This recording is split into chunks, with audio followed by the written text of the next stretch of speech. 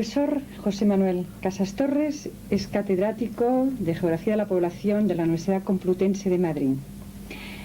Profesor Casas Torres, tendríamos mucho interés en saber el porqué de su vocación geográfica, o sea, qué actitudes usted puede recordar en su juventud, aficiones, maestros que le llevaran a escoger la geografía como su profesión. O sea, ¿qué es lo que usted puede recordar? Bueno, es una pregunta muy difícil. Sí, pero es usted... una pregunta muy difícil. Yo, aunque dé un poco de risa, tuve muy buenas notas en geografía en primer año de bachiller en el Colegio de los Hermanos Maristas de Valencia, en la Alameda. Era la materia que más me gustaba, curiosamente. Pero, y además hice muchas excursiones, también me gustaba mucho la literatura, leía mucho, y libros de viajes. Pero bueno, nunca pensé dedicarme a la geografía hasta después, porque yo no sé si ustedes se han fijado que todas las personas de mi edad son en España licenciados en Derecho y otra cosa. Yo hice la carrera de Derecho en Valencia, y la carrera de Derecho tenía un preparatorio de letras, con lo cual volví a conectar con letras. Y entonces hice historia, porque la geografía no estaba separada, historia y geografía. También en Valencia. En Valencia, como, digamos, estudios que me gustaban más que los de Derecho. Y al final derivé hacia historia. Entonces miré el panorama que me gustaba más de esta licenciatura y encontré que era la geografía, aunque en ese momento no tuve maestros en esa facultad, porque ya estaban retirados, jubilados. No había un viejo profesor a quien yo aprecio mucho, pero este señor era encargado de otra cosa y llevaba la geografía, como se llamaba, acumulada. Luego sí he tenido muy buenos maestros y me gustaría aludir a ellos, si quieren ustedes. Por favor, explíquenos lo que usted Bueno, quiera pues miren, saber ya que eso. estamos en Barcelona, yo creo que es de justicia hablar de don Luis Solés Avaris. Yo conocí a don Luis en un curso de verano del Instituto Elcano en Jaca, el año 41 o así, o 41 o 42, ya las fechas me resbalan un poco. Yo ya quería dedicarme a geografía y andaba buscando tema de tesis también.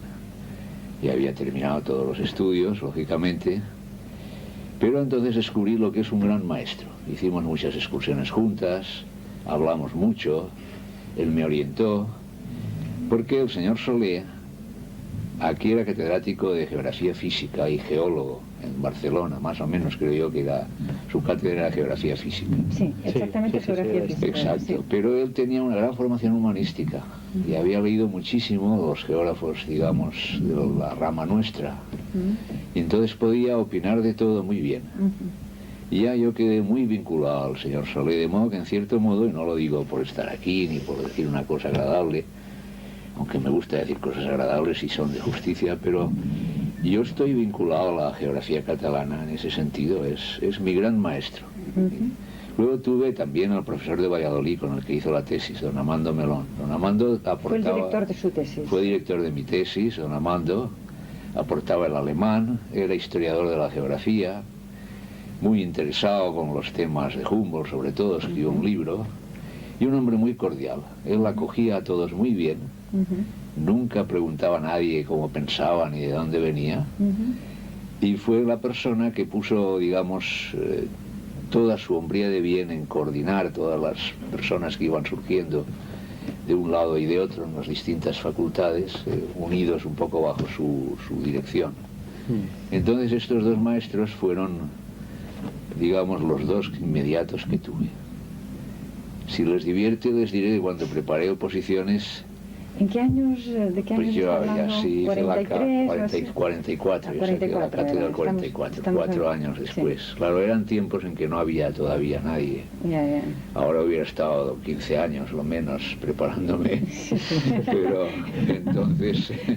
entonces eran otros tiempos. Y recuerdo que yo fui muy amigo de Vicens Vives, porque vino a... Sí, su vinculación con Cataluña. Sí, esto claro, es que Vicens Vives vino a Zaragoza luego de catedrático y empezó allí, ingresó por Zaragoza y salíamos juntos al acabar la clase o eso. Y a veces me lo decía, mira, hemos tenido suerte de ser de esta generación, porque ves, ya estamos aquí. Sí, evidentemente. Sí, pues bueno, uno de los temas que preparé para las oposiciones lo hice por una de las guías excursionistas del Centro Excursionista de Cataluña. Una guía que no recuerdo el autor, pero sí que era del campo de Tarragona y la comarca de Reus. Josep Iglesias. Iglesias, exactamente. Justamente... exactamente. Pues ese tema me lo pusieron, porque entonces en la oposición ya es casualidad. se ponían 50 temas, Ya. y uno era ese. Y yo le dije a Solís, ¿por dónde me lo estudio? Porque me dijo, pues si hay unas excursiones muy buenas. Él es de Reus, todavía vive. Sí, le mayor, conozco mucho, se dedica a población. Sí. Ya Ha lo explotado creo, sí. la mayoría de los censos de Cataluña desde el siglo Exactamente, pasado. sí, no, si le vi como, con ocasión del homenaje a Pau Vila, que yo vine a hablar, estaba él. Y estuvimos hablando un rato, muy agradable, sí. Y muy simpático. O sea que con Iglesias preparé ese tema. ¿No? Que como ven, por todos lados salen las... Ha hecho mención antes a Jaca y también ahora a Zaragoza. Sí. Sería importante hacer una valoración de su estancia en Zaragoza, porque creo que ha sido muy significativa para usted y para el resto de la geografía. Sí, bueno, yo con mucho gusto, sí. Bueno, miren, yo he tenido mucha suerte, es decir, yo he tenido muy buenos alumnos.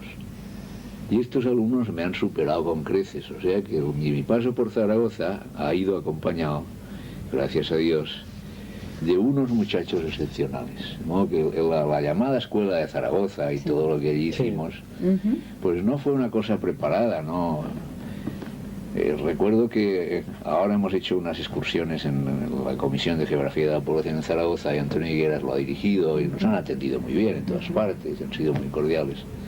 Y Antonio me decía, esto no está preparado, le decía al señor Clark, es espontáneo, ha venido el alcalde, ha venido el presidente de la Diputación, está este señor, pues el que surgieran estos alumnos no estaba preparado, lógicamente estaban matriculados.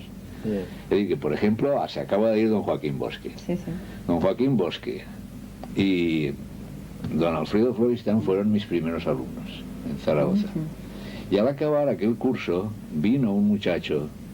Bueno, esto les interesa. Claro que nos interesa. Bueno, encantado. Es parte de la historia. Sí, es parte de la historia. Pero es una historia escondida, que se conoce muy poco, ¿no? Se conoce eso, ¿no? Ya.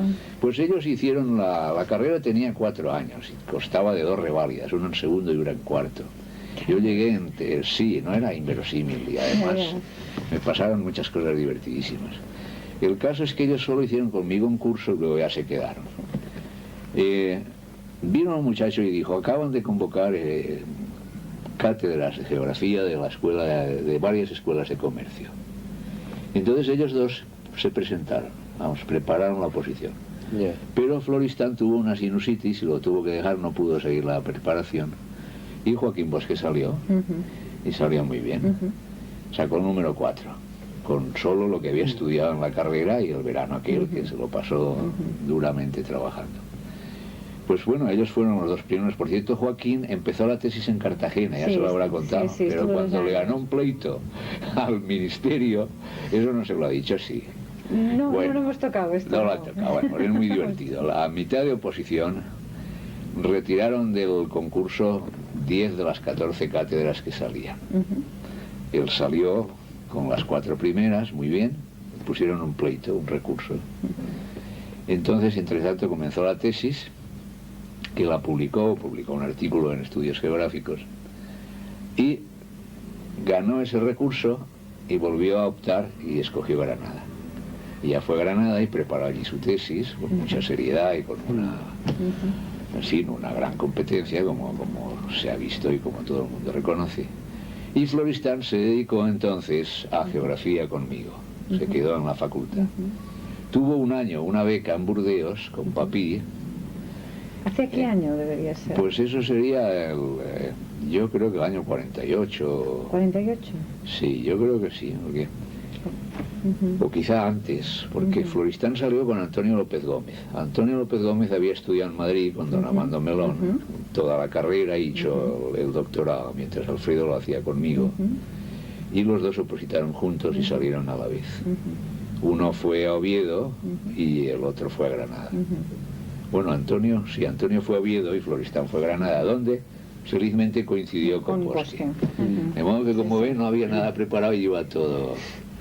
Pero bueno, aparte de estos dos alumnos estupendos, pues tuve muchos otros. Estuvo allí Manolo Ferrer, era un hombre todo corazón, que hizo la tesis también regional del campo de Cariñena. Rosario Miralbés, que era de unos cursos inferior a... Es decir, alumnos estupendos. Y lo mismo me ha pasado en Madrid. Pero en fin, me temo que me estoy enrollando. No, dicen, lo que sería, de todas formas... Dicen, ¿quiere usted que hablemos de Jaca o de algo? No, o sea, Juan me marca y así es evidente que tener la suerte de encontrarse con buenos alumnos es algo muy positivo. Pero de todas formas, usted estuvo en Jaca y allí empezaron... No, en Jaca, en Zaragoza empezaron muchas cosas.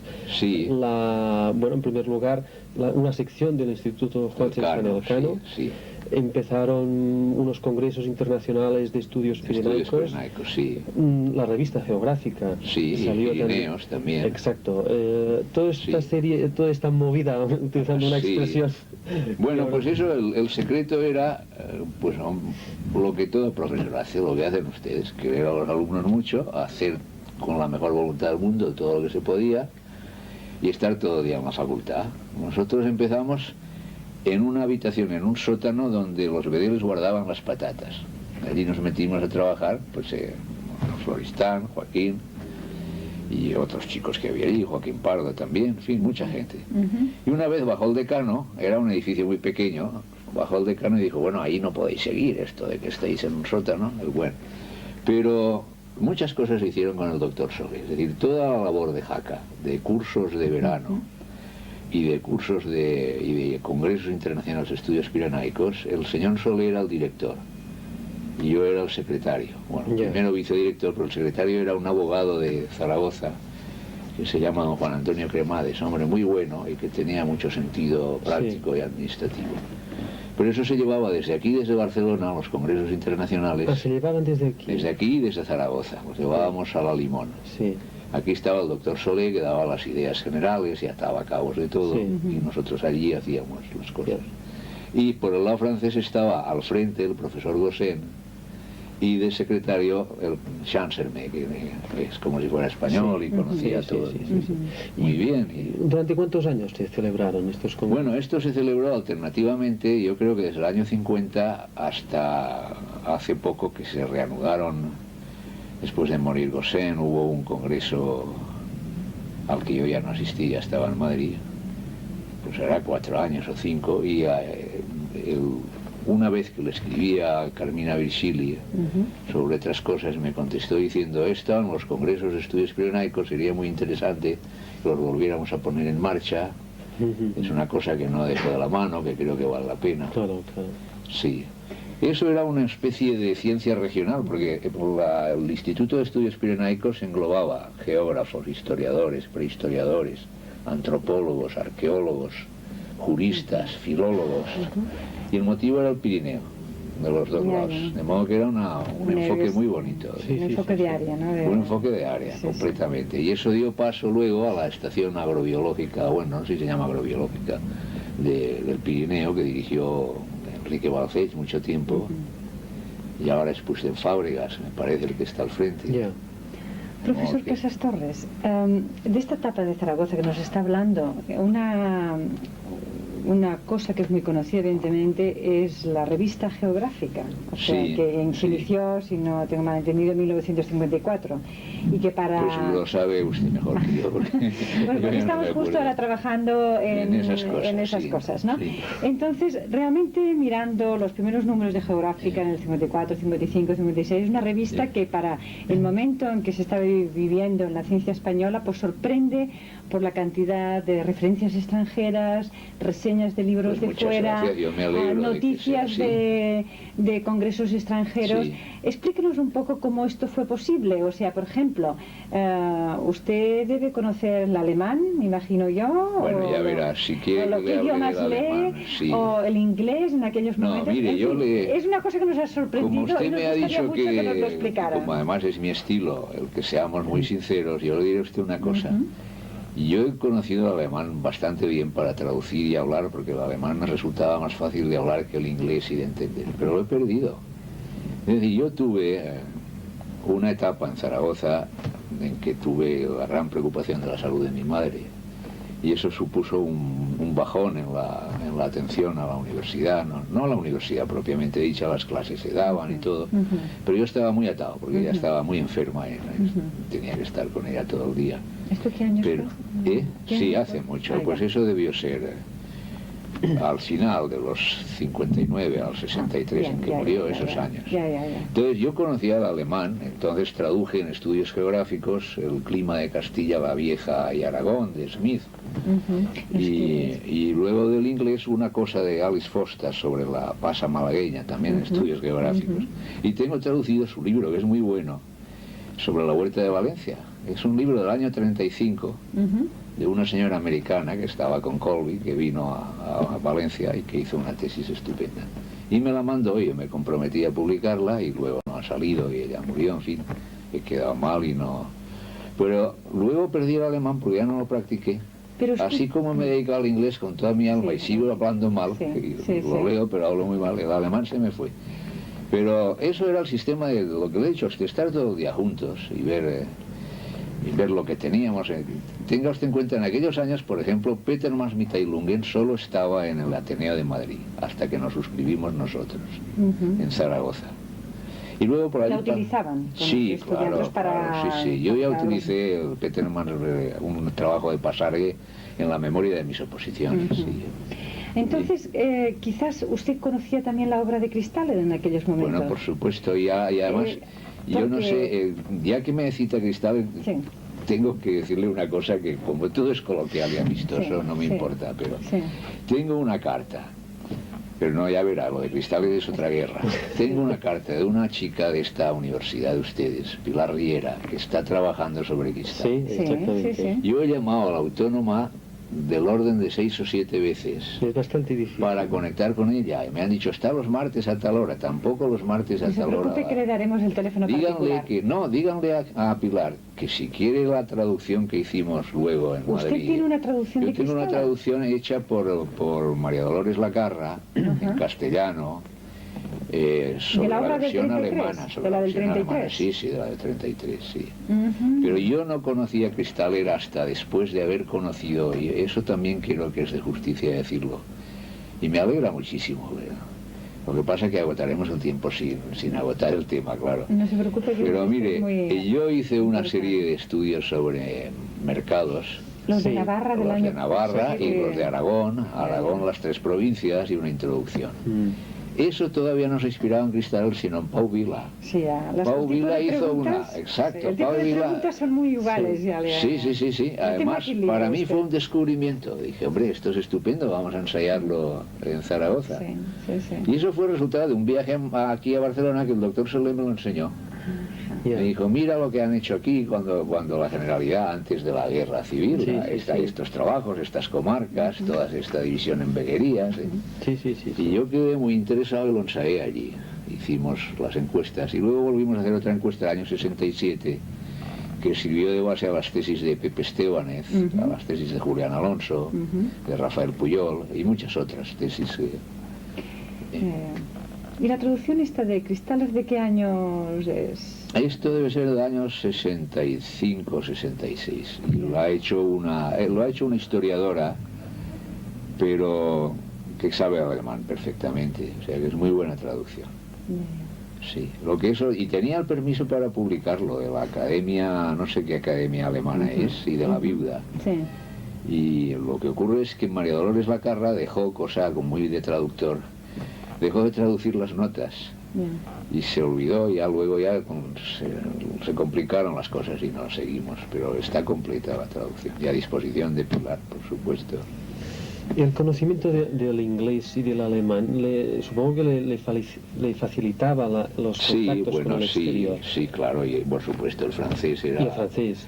Nosotros éramos, digamos, retoños de la escuela francesa. Lo que ocurre además es que los alemanes cuidaban mucho Zaragoza también, no sé por qué. Pero, por ejemplo, yo he conocido a Cuele pasó por allí, estuvimos comiendo juntos, hablando, luego me hizo Ehrenmitglied de la Gesellschaft für Kunde zu Berlin, no tenía nada que ver más que era amigo suyo. Troll venía con frecuencia, frecuencias cada 2 años con sus alumnos, le divertía mucho. ¿Y ustedes iban a Alemania? No, yo fui a Alemania una vez a ver a Troll en su casa. Y estuvimos hablando. Troll hablaba muy bien castellano, además. Sí, porque había trabajado en América Latina. Sí, ¿no? Claro. Colombia.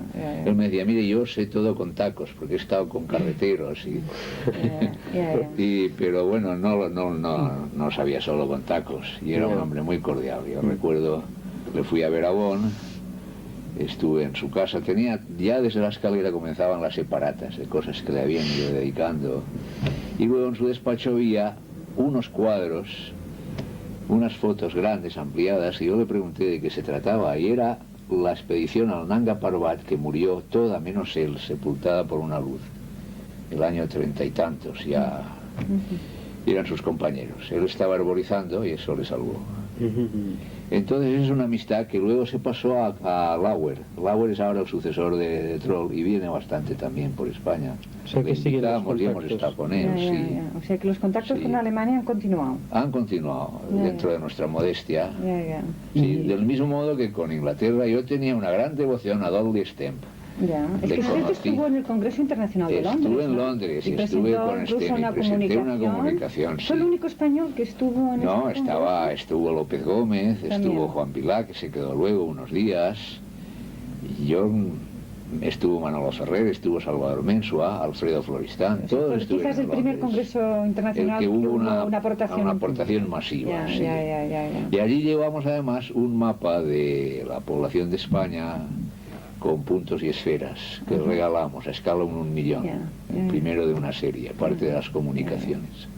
Pero con ese motivo, y antes, yo hice un viaje exclusivo a Londres para ver a Stemp, porque me interesaba mucho los usos del suelo, sus mapas de usos del suelo y su escuela. Luego le siguió Alice Coleman, es la que siguió en el Queen College. Y bueno, me regaló unos libros y estuvimos hablando. Luego le vi en México donde murió repentinamente en el ascensor, en el Congreso Regional de México. Sí. Y por supuesto a Francia íbamos mucho a las interuniversitarias y venían ellos con los alumnos, Barrer, Papí, de Toulouse venía Taillefer, Sermé venía con mucha frecuencia.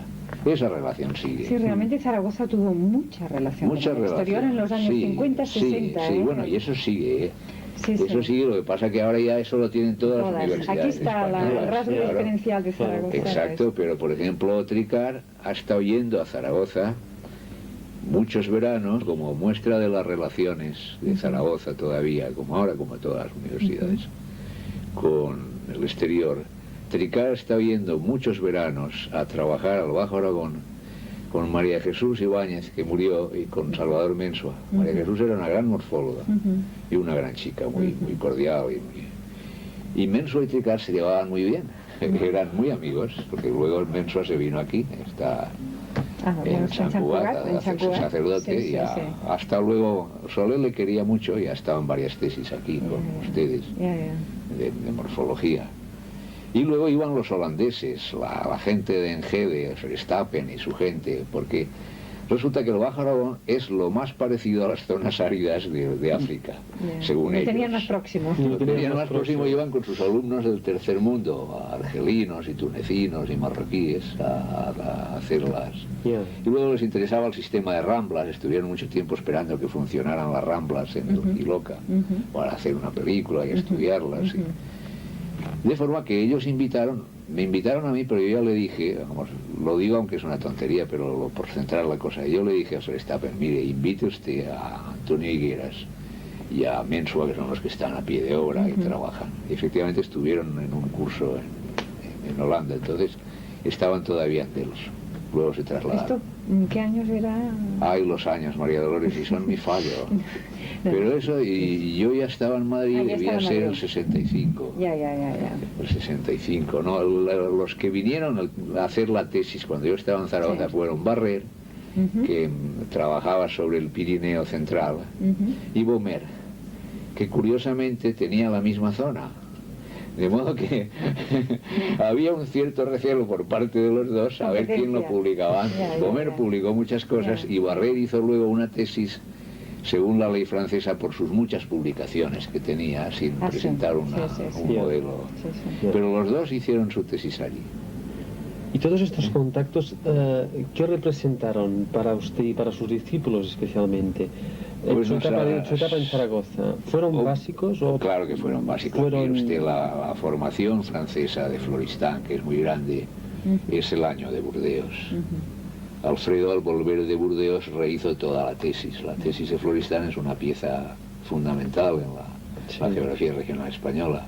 Pues tuvo dos etapas, una primera elaboración y una segunda después de estar un año, sobre todo con Papy, pero también con Wedelems, con Guilasser, con Anchalver, con la escuela de Burdeos.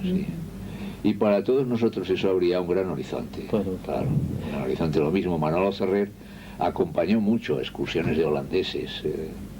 Yo no recuerdo ahora cómo se llamaban, venían de la Universidad de Utrecht sobre todo.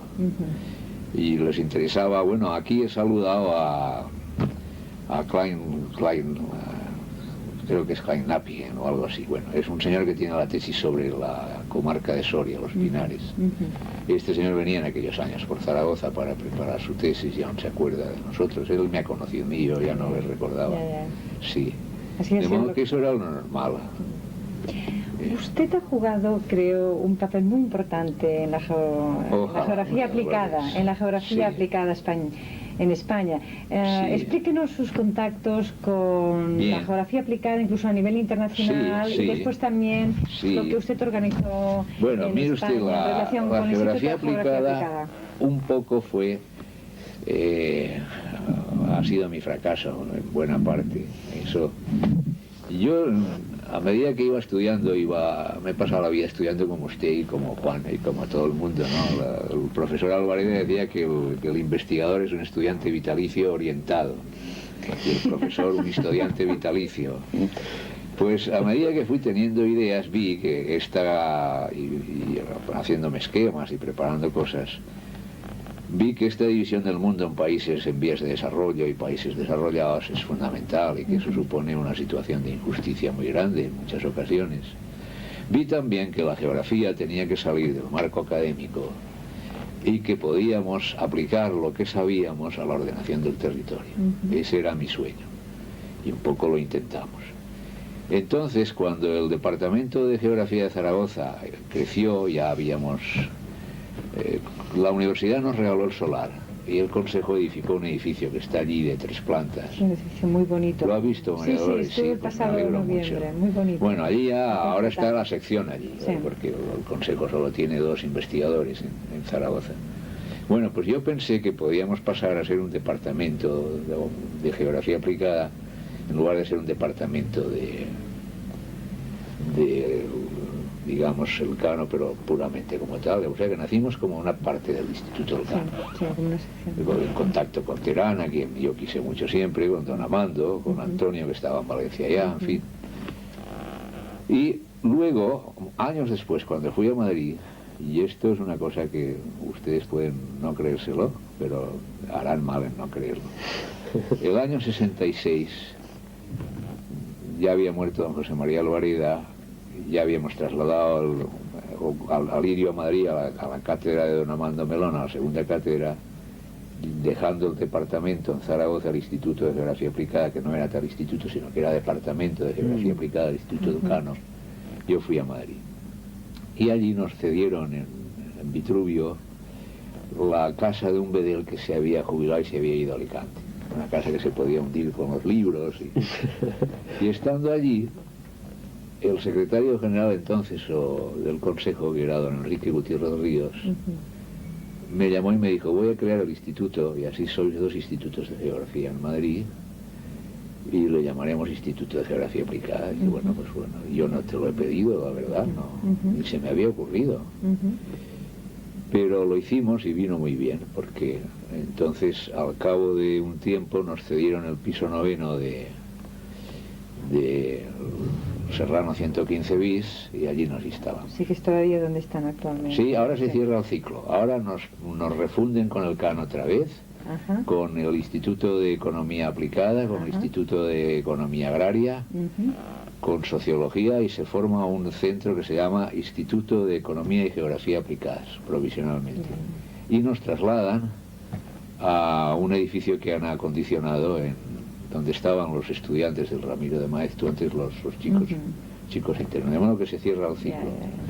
Pero no llegamos a hacer todo lo que yo quería, ni mucho menos, y sobre todo no llegamos a conseguir una proyección profesional orientada a ayudar en la ordenación del territorio y a señalar y detectar problemas y a ofrecer a las personas encargadas de resolverlo, fueran escritores o políticos, las bases del problema para que ellos buscaran las soluciones.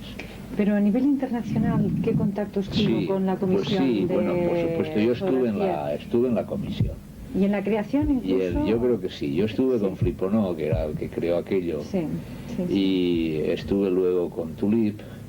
Estuvimos primero ya hacia los años, al acabar el Congreso de México, me quedé en New Jersey, porque había una reunión de geografía aplicada. Estaban Fliponó, Tulip, los americanos, un decano de allí muy divertido, que tenía una idea de la geografía que yo no compartía, pero que era una novedad.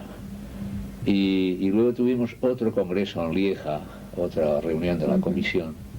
Estuve en varias sesiones, vamos, varias veces. ¿Alguien más, aparte de usted, iba a De España no. De España no. Era yo el que iba. Ellos iban. Eso es otra cosa que le quiero contar a María Dolores y a Juan, ya que lo que estamos haciendo es una historia íntima de la geografía española. Más o menos, sí. Yo fui a Washington en el año 52. Hubo un congreso entonces, ¿no? El Congreso de Washington. Creo que era el 52 porque el de Lisboa se retrasó un año, fue el 49, y entonces para recoger otra vez el periodo de 4 años lo pusieron. Igual estoy equivocado porque ya sabe que no las fechas no se me dan. No importa porque...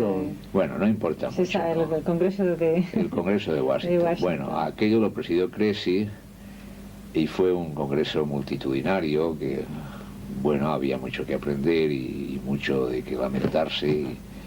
Entonces yo hice una gestión con el presidente o el secretario, que era Crecy, el que ha escrito sobre la China y no sé si era un misionero protestante que estuvo en China muchos años. Era un hombre muy grato y con muchas ganas de ayudar. Y le dije, mire usted, en España la geografía está tomando ya un desarrollo que no tenía hasta ahora. Ustedes tienen, en el Comité Nacional de Geografía Español, es la Real Sociedad Geográfica exclusivamente. Convendría meter a los geógrafos porque no queda bien, ya queda cojo. Me dijo, no, si eso es además de reglamento, está mandado en los estatutos de la UGI que las personas y las instituciones que se dedican a geografía estén representadas en esto. Bueno, y me dijo, lo que usted puede hacer es darme nombres de geógrafos españoles, me he acordado porque me decía usted, para ponerlos en las comisiones. Entonces yo cogí la lista de comisiones y le di un nombre de cada geógrafo para cada comisión. Por ejemplo, puse a Paco Hernández Pacheco, la cosa de geografía física, de geomorfología, y a Juan Vilá en la comisión de pedagogía de la geografía, que sigue desde entonces. Sí, continúa. Y luego les escribí a todos, estaban donando todos los, yo hice la lista de geógrafos y luego les fui asignando comisiones. No existía la de geografía aplicada, yo no sé en cuál me puse. Pero el hecho es que desde aquel momento había, unos siguieron, otros no, reanudaron, Juan no lo dejó nunca. Y fue la primera colaboración, digamos. Luego al volver la Real Sociedad Geográfica se portó muy bien, dijo, bueno, no, pues si queremos admitiros, no faltaba más, ahora haremos un arreglo y nos reunimos. Vino el doctor Solé precisamente, nos reunimos con el padre del señor Torroja, actual presidente, que era entonces el presidente, y llegamos a unos acuerdos, vamos.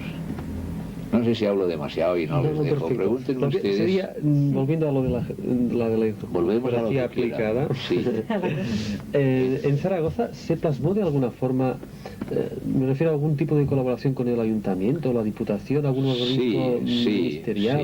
Sí. Porque usted, recuerdo muy bien un artículo suyo en Geográfica, donde precisamente se refiere a los ayuntamientos, al papel del geógrafo en un ayuntamiento, en un plan... Sí, bueno, yo sigo pensando que es fundamental un geógrafo en un ayuntamiento, no uno sino muchos, en un gobierno civil, en muchas diputaciones, en una generalidad, por supuesto sigo pensando que son muy necesarios, siempre que no hagan política sino ciencia.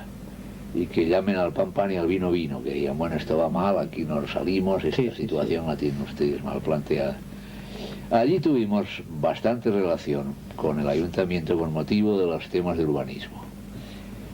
Había un seminario que se creó, al que asistíamos con regularidad, hablo en plural porque íbamos varios geógrafos, y luego además el ayuntamiento, a instancias un poco de todos, creó la cátedra llamada Cátedra Zaragoza. Yo hice la primera a la apertura y fue una cosa de urbana, muy sencilla, y eso dio lugar a que Ana Mari Navarro Ferrer publicara su tesis, escribiera su tesis y se publicara sobre la geografía urbana de Zaragoza. En la línea de la dirección en urbana que ya habíamos tomado, estaba Joaquín, que era el que había abierto brecha, Abascal hizo Pamplona y Ana Mari hizo Zaragoza. Y luego han seguido, porque Antonio Higueras ha seguido mucho esa línea. Y después tuvimos contacto con la Diputación, más o menos relativo, y con el que yo tuve un contacto bueno que desembocó en la comarcalización de España hecha por el sistema de Cristal. Fue la encuesta del año 67, fue con motivo del segundo plan de desarrollo. Entonces a nosotros sí, trabajé gratis et amore, vamos, pero trabajé bastante. Nos encargaron una propuesta de comarcalización. Entonces con ese motivo yo hice una encuesta nacional con más preguntas que en el caso de, y 2 veces que en el caso de Zaragoza, a todas las provincias españolas para determinar los lugares centrales y hacer de ahí la propuesta de las cabezas de comarca, que era lo que teóricamente había que potenciar. Eso, el trabajo está completo, y en esa línea están las tesis a las que he aludido antes, la tesis de Estébanez. Debo decir, en honor a la verdad, que además Estébanez superó mucho lo que se esperaba, porque él se inspiró ya en Brian Berry, entonces aplicó una más, no solo Cristales, sino toda la dirección americana. Porque su tesis del 73 ya... Sí, eso es por ahí, es de Cuenca. Había 7 llamadas provincias deprimidas que estudiamos de modo preferente. Una era Cuenca, otra Guadalajara, que hizo Julián Alonso con otra dirección, otra Almería, que hizo Rafael. Y otras quedaron inéditas. Pero el mapa de España estaba completo. Lo que ocurre es que, y eso yo no lo encuentro mal de todas maneras, la comarcalización que nosotros proponíamos no era siempre la que salía, porque eso se negociaba con la comisión. Era una comisión, digamos, de técnicos regionales, los directores de las delegaciones provinciales de cada ministerio, con la llamada Comisión de Planes Provinciales. Y ahí entraba ya la política, y un poco el tira y afloja. Entre los técnicos y políticos. Ya nosotros abandonábamos la cosa en la etapa anterior. De modo que a veces nos desesperábamos de que no salía lo previsto, y otras sí que salía. Entonces, ¿cómo definiría, no sé, en breves palabras, tal como usted entiende la geografía aplicada? Entonces, ¿o cree que, no sé? No, sí, María Dolor, sí, mucho gusto, no. Yo diría que para hacer geografía aplicada hay que ser geógrafo en primer lugar. Conocer la llamada geografía de base o la ciencia básica lo mejor que se pueda a fondo. Y luego orientarla a problemas concretos, fundamentalmente de ordenación del territorio y catálogo de problemas y de recursos. Por eso también era el interés con Dudley STEM, porque los mapas de usos del suelo que hacía Dudley eran la base para lo que luego podía ocurrir, para mejorar y para corregir. Y por supuesto, pues si hubiéramos tenido más tiempo y hubiera más geógrafos y hubiera habido más medios, nos hubiéramos metido mucho más a fondo. Pero ahora, el objetivo fundamental, de verdad, sin ninguna clase de encarecimientos, detrás era el deseo de ayudar a que las cosas estuvieran mejor, utilizando lo que podíamos hacer, aquello para lo que servíamos, que era el conocimiento del territorio. Además nosotros, yo por supuesto, estábamos muy en la línea regional de la escuela francesa, o sea que para mí la geografía mejor y mayor y más completa es la regional. Todavía hoy. Todavía hoy en día. Todavía hoy. ¿Por qué? Porque da una visión de conjunto y toca todas las teclas y presenta en una síntesis una realidad que está viva. En definitiva, presenta un espacio organizado por un grupo humano. Y además con un devenir, con un fluir. Por eso en geografía siempre se llega tarde. Cuando uno estudia un tema ya se le ha hecho viejo. O sea que, ¿usted cree que precisamente porque así es más útil para incluso la aplicación? Sí. ¿El enfoque regional francés cree que precisamente...? No, el enfoque regional francés era como... quizá demasiado perfecto. No, yo digo la visión geográfica de la región, resaltando quizá como con lupa los problemas y acudiendo no por el orden clásico de relieve, clima, hidrografía, sino acudiendo después de, si se tiene buena cartografía, la cartografía lo dice, acudiendo a los temas fundamentales, pero estudiados sobre el terreno y no solo con modelos, sino detectando, confirmando y compulsando esos modelos con la realidad. Pero el deseo fundamental es ayudar. A mí me hubiera gustado que la gente hubiera estado mejor. Recuerden que eran años cuando empezamos que había mucha hambre en España aún, y que se pasaba mal y había problemas de las mismas encuestas salían, la gente comía poco y había una serie de problemas. En las encuestas que habían hecho a las poblaciones cuando el trabajo de mercado se refiere. Sí, y en temas de urbanos sobre todo, sobre en Zaragoza, ¿no? Preguntando, bueno, ¿qué comen ustedes? Decían, pues farinetas, ¿qué quiere usted que comamos? ¿No? Yo quería decirles algo y se me ha olvidado. Bueno, no, lo que de eso nos parece evidente es que, según usted, es perfectamente compatible esta concepción de la geografía regional con esta concepción que acaba de expresar de lo que puede ser una geografía aplicada. O sea que... Sí, claro, es que lo primero es ser geógrafo y luego utilizar esa geografía, lo mismo que se utiliza para enseñar a los alumnos y explicarles las cosas, se puede utilizar para detectar los problemas, catalogarlos, valorarlos y hacerlo ver a las personas que tienen como misión el resolverlos. El peligro estaría, y es un peligro en el que una vez cae, en querer resolverlo uno y meterse entonces también, pero ya no se llega, por lo menos yo no doy para eso, ¿no? Y además hay otra cosa, la ordenación del territorio es tan importante y tan real que los economistas han descubierto la geografía, le llaman economía regional, pero es geografía lo que hacen, con menos base que nosotros, porque con el nombre de infraestructura meten toda la física sin preocuparse de ella, ¿no? Pero evidentemente es un campo que nos han quitado. Como otros, claro, no, eso es así, lo cual indica que la geografía está viva y los geógrafos están un poco dormidos. Entonces usted considera que la geografía física es una base muy fundamental en la geografía aplicada. Sí, toda la geografía, ¿no? Claro. No, pero me refiero que, por ejemplo, los economistas, los urbanistas... ellos no lo ven, es que les falta formación. Sí, o sea, cree que una de las aportaciones importantes es, por ejemplo, el conocimiento que se tiene del relieve, de los problemas del roquedo, de los suelos. Mire usted, hay dos cosas. Primero, yo he hecho mucho campo con el doctor Solé, mucho. Y hemos hecho muchas excursiones de andar, que es como se aprende. Y Solé me ha enseñado ojalá hubiera aprendido todo lo que me enseñaba, pero por él hubiera aprendido muchísimo más. En fin, he aprendido la geografía y física de su mano. Pero luego otro gran alumno mío, que no he citado aún, que era y es Antonio Higueras Arnal. Antonio Higueras, yo le dije, mira Antonio, vamos a ver si te especializas en suelos, porque no hay ningún geógrafo que haga suelos. Y hice un viaje a Madrid, fui a ver a don José María Alvareda, que yo quería mucho, y él a mí también. Y le dije, tengo un geógrafo que podía especializarse en edafología para volver a Zaragoza y ser el que haga los suelos de la región. Bueno, lo que pasó es que se lo quedó. Se quedaron con él y le asignaron la secretaría del departamento que dirigía el doctor Cubiena, que luego Cubiena hizo la clave de suelos y todas estas cosas. Y Higueras era el segundo de a bordo de esa sección.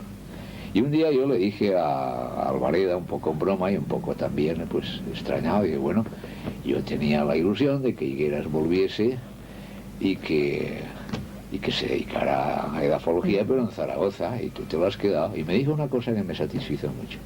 Me dijo, mira, y Antonio ha traído el sentido de la naturaleza que no tienen los químicos. De modo que en edafología valoraron a un geógrafo también. Sí. Y solo luego volvió cuando salió a la cátedra de Santiago. En Santiago estuvo primero. Santiago primero, luego en Zaragoza. La geografía española, hemos visto, bueno, y usted es el primero que lo sabe, ha recibido muchas influencias extranjeras, empezando por la base francesa, etcétera. Entonces, la pregunta que nosotros le queríamos hacer es, ¿Hasta qué punto, o sea, la pregunta inversa, ¿hasta qué punto la geografía española puede aportar algo, usted cree, a la situación, o sea, a la geografía internacional actualmente? Sí. Si es que realmente usted cree, ¿cuál es su... Bueno, yo la pienso... respuesta inversa a la Sí, la respuesta inversa, porque siempre estamos hablando al revés, ¿no? Estamos hablando al revés, sí. Bueno... Yo la primera, para empezar, y por eso me gustaría saber... Bueno, la geografía española está bastante madura ahora. Yo la veo con esperanza y con miedo, porque también puede... La geografía, una vez... me pidieron en Geográfica Helvética un artículo en homenaje a Bech o no sé quién, y yo les mandé un articulito que se titulaba La geografía, una ciencia siempre en crisis. Siempre está solicitada desde muchos sitios, siempre tiene el peligro de atomizarse en muchas ciencias parciales. Entonces yo lo que creo es, sinceramente, que ahora hay muy buenos geógrafos en España y que además hay otros que prometen muchísimo y están, bueno, aquí están ustedes, o sea que y todo lo que Cataluña hace. El riesgo está en que nos dispersemos y en que acudamos a lo que podían ser ciencias auxiliares o materias auxiliares concediéndoles prioridad. Quiero decir, por ejemplo, la informática es muy importante, pero el microordenador puede devorar al geógrafo y convertirlo en un especialista en programas. Ha de seguir siendo geógrafo. Entonces, me parece a mí que estamos en la fase en que podemos empezar a aportar algo fuera, siempre y cuando, asimilando lo que hacen ellos y procurando estar al día, que a veces no es tan sencillo, y trabajando con mucha seriedad, hagamos luego el traje a la medida de España. Porque quiero decir que la imitación indiscriminada de lo que se hace y la aplicación de modelos y de tesis, la copia de tesis para temas españoles, no nos va del todo. España tiene problemas muy particulares y muy especiales y entonces hemos de aportar quizá, pues no sé cómo decir, el buen sentido de las cosas hechas a nuestra escala y a nuestra medida. Luego pues pueden surgir personas que ya influyan en la geografía mundial, que sean una autoridad mundial, pero no hemos llegado a eso, yo creo, todavía. No creo que hemos llegado. Hay gente muy original en el sentido bueno y muy competente, que yo creo que no se la valora bastante. Por ejemplo, lo digo con toda seriedad, una persona que es valiosísima y que es de una gran originalidad geográfica es Jesús García Fernández, en Valladolid. Jesús, por ejemplo, en un discurso de apertura ha dicho una cosa muy sensata y muy real, que la despoblación del campo español no es una catástrofe, sino un cambio de estructuras y una reorganización. Y que eso tiene también una serie de ventajas. Pero todavía la obra de Jesús no está estudiada ni considerada conjuntamente, ni valorada, digamos. Pero es un hombre al que hay que seguir, siendo como es muy original, y muy personal, muy hispano. Pero valdría la pena que le grabaran una sesión, si viene o si no lo invitan. Pues tendremos en cuenta su sugerencia. Sí, yo creo que sí. Y en este sentido, y en parte ya lo ha respondido, ¿cómo ve la geografía española hoy? Aparte de las aportaciones que pudiera o no transmitir al extranjero. Bueno, ahora hay mucha gente, mire, antes me refiero, como cuando pregunta María Dolores, ¿y eso cuándo era? Pues hasta los años 60 y pico nos conocíamos todos los geógrafos españoles. Ahora ya no nos conocemos, somos tantos que es imposible, por lo menos a mí me resulta imposible situar a todos y saber lo que hacen y conocerles a todos. Lo cual es una buena señal. Ha habido una eclosión, ya ha madurado, las universidades hoy mismo he visto el vídeo de Juan Vilá, se refiere al Congreso, el que han puesto en el Congreso, y dice con mucha razón que hay 15 revistas de geografía, quizá haya más, no lo sé. Más. 27. En nuestro trabajo hemos... Bueno, pues eso indica... 27. Eso es, por un lado, digamos, una muestra de vitalidad. Por otro es un riesgo de dispersión. Ahora, yo creo que no hay que matar la ilusión de la gente y que hay que dejar que salgan las cosas y se hagan. Entonces, la esperanza está en eso, en los grupos que se van formando, en el trabajo en equipo que se va haciendo, los grupos de cuantitativos, la gente que trabaja en teledetección, la gente que trabaja en agraria. Estos son grupos serios y de gente muy competente. El riesgo está en el que, al ser tantos, haya un peligro de, digamos, de abandono, de decir, bueno, ya hemos llegado, ya somos titulares, ya estamos aquí, sí. Pues ahora a cumplir con nuestra obligación, pero a no seguir. ¿Y cuál podría ser, según usted, la solución para evitar esta atomización? No, la atomización yo la respetaría siempre que tengan detrás una institución, como una universidad, un departamento. Y si es una universidad con varios departamentos, mejor. Eso todavía no sería atomización. Luego lo segundo son, evidentemente, los congresos. Y los congresos no solo de presentar comunicaciones, sino de ponerse de acuerdo en trabajos, repartirse el trabajo, decir vamos a hacer esto entre varios. En esa línea es muy útil la confección de programas de la CAICIT ahora. Es decir, el de hacer unos programas integrados, en que hay la Comisión Asesora de Investigación Científica, en que hay colaboradores de muchas especialidades, y en el que los geógrafos están muchas veces con especialistas de otras materias, con gran provecho. Eso es muy útil. De modo que este crecimiento yo creo que ha de conducir a un nivel todavía mayor y de exigencia más grande. Pero hay el riesgo, evidentemente, de perderse, y a veces hay el riesgo también, como, bueno, a mí me gusta ser muy sincero, y lo he procurado serlo en todo el rato, y lo he sido. Pero hay el riesgo también de las rivalidades excesivas, inútiles y un poco dañinas. Todo lo que hacen los demás es interesante que lo hagan y es bueno, ¿no? Precisamente porque está vivo y es un avance y es un empujón hacia adelante. Entonces evitar esas rivalidades sería muy bueno. Y finalmente, profesor Casas Torres, una última pregunta, si no le va bien contestarla. ¿En qué sentido su relación con el Opus Dei puede haber condicionado su actitud ante la geografía, o bien le haya hecho valorar diferentemente la función misma de la geografía en relación con la geografía aplicada, etcétera?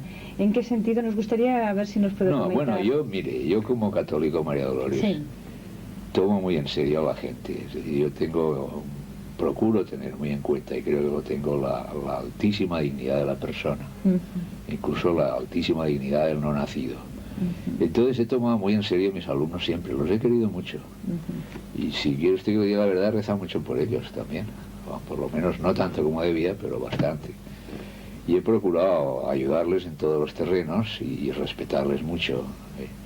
Entonces, en esta línea he estudiado lo que he podido, he puesto mi mejor buena voluntad, y realmente lo único que siento es que quizá no ha sido tanto como podía si hubiera puesto más esfuerzo, más intensidad, pero he procurado constantemente el ayudar, el estar al día, el ser uno más, arrimar el hombro y arreglarme, y eso sí me alegra mucho de los éxitos de los demás. Mis grandes satisfacciones es ver a mis alumnos superándome. Mire, hemos citado a don José María Alvareda antes. Don José María decía que el profesor tiene que llegar a ser inútil a sus alumnos, es decir, que no lo necesiten para nada. Bueno, pues ese sí que es un hecho que he conseguido yo, porque mis alumnos me han superado con creces. Es difícil de aceptar esto a veces, ¿no? No es difícil, porque se proyecta uno en ellos y es la alegría. Le he visto además, no hemos tocado ese tema. Yo muchas veces he dicho en clase Es ambivalente, evidentemente. Es ambivalente, pero yo muchas veces he dicho que la facultad es una familia, a veces mal avenida, pero una familia. Entonces a mí, como a ustedes y como a todos los profesores, como le pasaba al doctor Solé y como le pasaba a Llopis de Adó, que no hemos hablado de él, pues me llena de alegría que la gente salga adelante y se abra camino, y luego incluso saber que son felices y que me traigan sus chicos y conocerlos y comer con ellos o ir a su boda y verles ya. Eso es realmente es la universidad, y eso es lo positivo de lo nuestro. Realmente es donde tenemos la compensación, en los alumnos y en su cariño y en su afecto. De manera que ese es el asunto, ¿no? Yo lo veo como, aparte de eso, pues como todo hijo de vecino y como todo ciudadano, pues he hecho uso de mi libertad siempre, orientándola en el camino que me parecía mejor, pero el planteamiento general es que todos somos hijos de Dios, y los primeros los alumnos y los colegas, y que por tanto merecen todo el respeto y toda la simpatía y toda la ayuda que sea posible. Y esto es verdad, no crea que es teoría, Esto es cierto, aunque cuesta a veces vivirlo, hay que volver a empezar. Y también no piense usted, María Dolores o María Dolores, que es como, sí, pues María Dolores, es lo que toca, que es que yo esté contento de lo que he hecho, no. Hay muchos fallos en las cosas que he tenido en la mano y lo que ocurre es que ya no tienen arreglo y han venido así y no hay más que lamentarse, y si volviera a hacerlo no lo haría, pero... Es una vida dedicada a la geografía. Claro, ¿no? sí. No nos queda nada más que agradecerle yo a ustedes, yo a vosotros. Esta interesante conversación. Os agradezco muchísimo. Estamos convencidos que servirá para entender un poco más cómo ha evolucionado esta ciencia en nuestro país. Estupendo, y muchas gracias. Ojalá sirva para eso. Gracias a vosotros. Muchas gracias por haber venido. Muchas gracias.